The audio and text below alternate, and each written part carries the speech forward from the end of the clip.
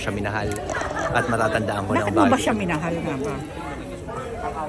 Parang nakita ko siya yung katapat ko eh.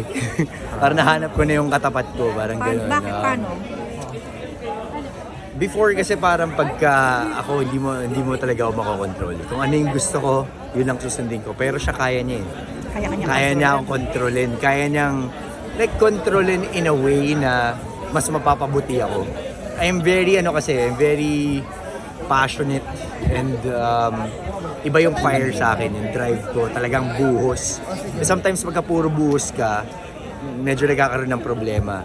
So siya yung nagko-control, siya yung nag-aayos nun. Ako naman kabaligtaran, ako naman yung nagpapadaldal sa kanya, ako naman yung nagpapa-light ng mood, yun. Okay.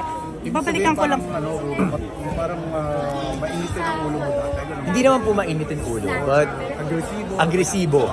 I am very aggressive dahil nga extrovert ako eh. So lahat kakausapin ko. Sometimes may mga bagay na kinikwento ako na hindi na dapat kinikwento. So nagagamit pa sa akin. They're using it against me.